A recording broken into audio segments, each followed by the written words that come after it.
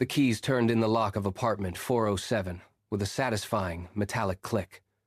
The space was cavernous, drafty, and impossibly cheap for a unit in the city center. Seymour spent the first hours hauling boxes across the floorboards, his footsteps echoing against the high, barren walls. By midnight, he had unpacked the essentials and collapsed onto his mattress. Listening to the hum of the distant city traffic filtering through the glass, he felt secure in his bargain. Then, the silence broke. A faint, rhythmic tapping pulsed against the bedroom wall. It was precise. 3 beats, then a pause. 3 beats, then a pause. Seymour sat upright, his back pressing into the headboard. He waited, staring at the plaster, expecting the muffled voices or the shuffle of a neighbor moving furniture. Nothing came.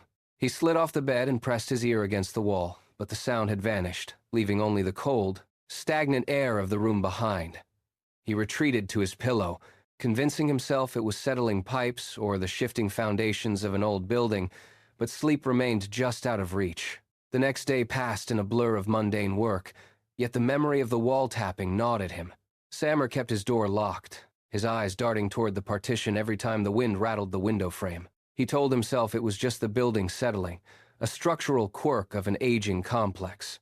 He went to bed early, leaving his phone on the nightstand with the screen glowing. He watched the digital numbers shift, 2:58 a.m., 2:59 a.m. He gripped the edge of the blanket, breath hitched in his throat. As the display flipped to 3 a.m., the room plunged into a suffocating stillness. Then it began. 3 distinct, sharp knocks against the bedroom wall. Not a scrape, not a settling pipe, but a deliberate strike, solid and heavy. 1, 2, 3. Then, silence. Seymour lunged for the light switch, flooding the room with a harsh, yellow glare. He scanned the corners, the floorboards, the ceiling. Nothing moved. He stood in the center of the room, pulse hammering against his ribs, waiting for a repeat that never came. The rhythm had been too intentional, too calculated, to be a mere coincidence. He remained standing, staring at the wall. Fully awake, Seymour did not wait for sunrise.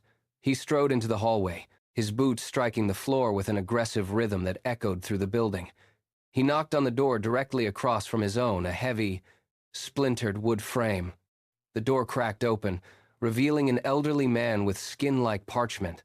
Seymour started to speak, his voice tight with irritation, demanding to know why the man was hammering on the wall at 3 in the morning.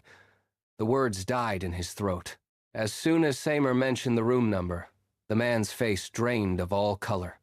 His eyes widened, darting to the hallway shadows before locking onto Seymour's gaze with a look of pure, unadulterated terror. The man's hands gripped the doorframe so hard his knuckles turned white. "Are you in 407?" he asked, his voice a dry, rasping whisper. Seymour nodded, confused by the sudden shift in the air. The man leaned in, his breath hitching, and whispered, "I prayed no one would ever move in there." He slammed the door shut before Seymour could ask another question. Seymour stood alone in the hallway, the silence of the building now feeling heavy, suffocating, and deeply wrong. Seymour retreated into his own room and threw the deadbolt. The neighbor's words clawed at his mind, but he refused to accept the unseen. He cleared his nightstand, pushing aside his keys and wallet until only the phone remained. He propped the device against a stack of books, angling the camera to capture the entire span of the bedroom, including the door and the closet. His hands moved with a jerky, nervous energy. He tapped the record button, watching the red light pulse like a warning signal. He checked the frame twice, ensuring no blind spots remained in the darkness. Every shadow in the room suddenly felt like a physical weight, a presence he could no longer dismiss as the building settling. He paced the floor, counting his steps, then returned to the bed. He did not undress. He sat on the edge of the mattress, eyes fixed on the illuminated screen of his phone. He waited for the minutes to tick down toward 3 a.m. Outside, the city remained indifferent, but inside the apartment, the air turned static and thin. He was no longer a tenant.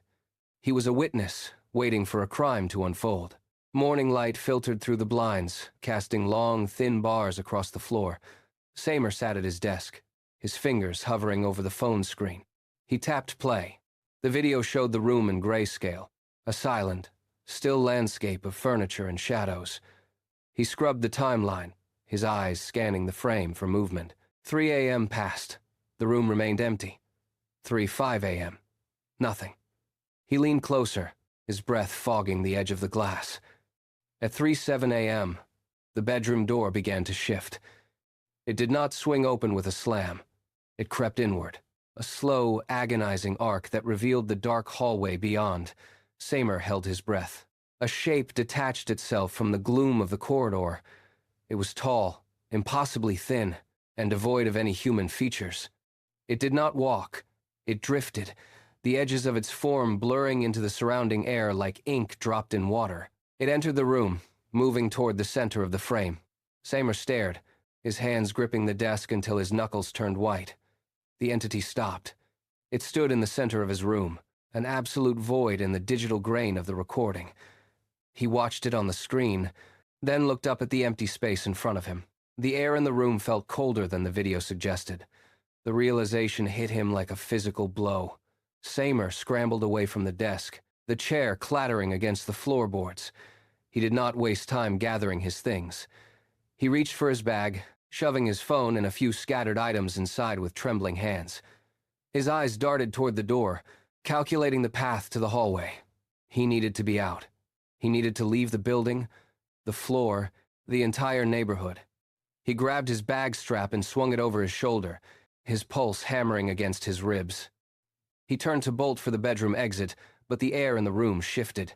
A vibration hummed through the floor, followed by 3 sharp, rhythmic knocks. The sound did not come from the hallway or the door. It erupted from directly behind him, inside the wardrobe. The wood groaned under the force of the strikes. Samer froze, his breath hitching in his throat. The silence that followed was heavy, suffocating. He turned, his gaze locking onto the closet door.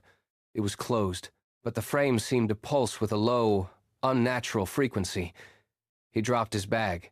He lunged forward, fingers digging into the edge of the wood, and ripped the door open with a single, desperate motion. The closet door swung wide, hitting the stop with a dull thud. Samer leaned in, his eyes darting across the empty space.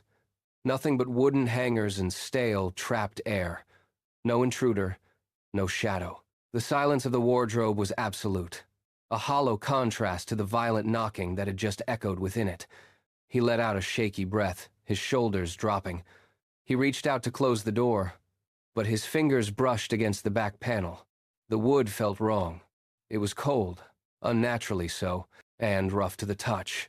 He squinted into the dim light of the closet, peering at the grain. There, scratched deep into the dark timber, were jagged, uneven letters. He leaned closer, his pulse drumming against his eardrums.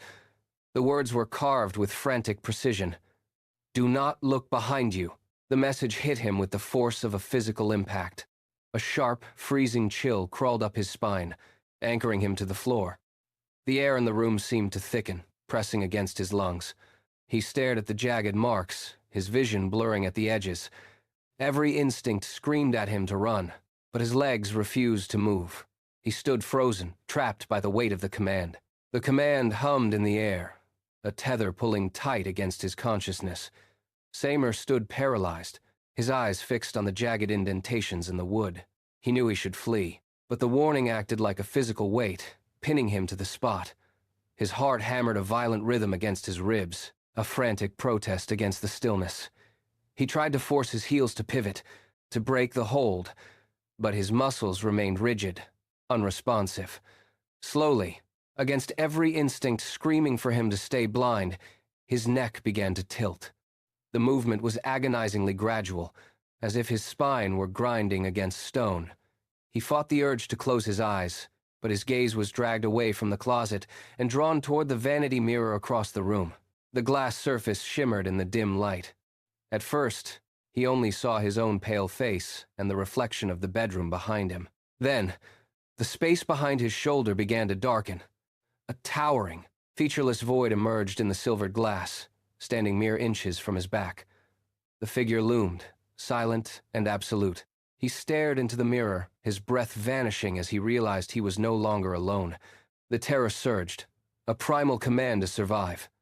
Sammer spun around, his hands balled into fists, ready to face the void. He lunged into the space behind him, sweeping his arms through the air. Nothing. His fingers hit only cold, stale bedroom air. He pivoted, scanning the corners, the floor, the open wardrobe empty. The room was silent, undisturbed, yet the sensation of being watched remained, a prickling pressure against his skin. He did not wait to reason with the silence. He lunged for his bag, but his foot caught the edge of the rug, sending him sprawling.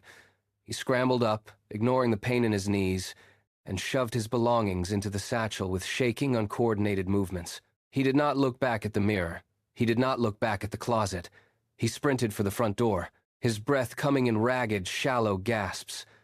He fumbled with the deadbolt, his sweat-slicked palms sliding against the metal. The lock clicked. He wrenched the door open, threw himself into the hallway, and slammed the wood shut behind him.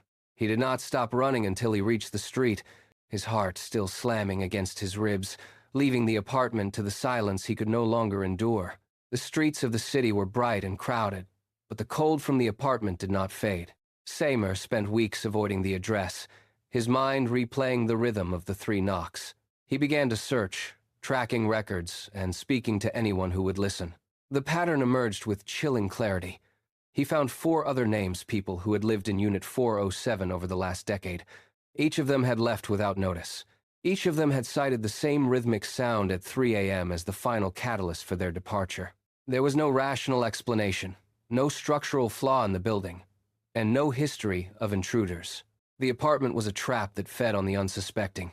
He realized then that the silence of the room was not empty. It was a waiting space. He stared at the keys he had thrown into a trash bin, no longer his to keep.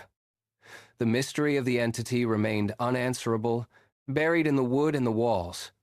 Some doors do not just lead to a room or a residence. They act as thresholds, revealing exactly what has been watching you from the shadows all along.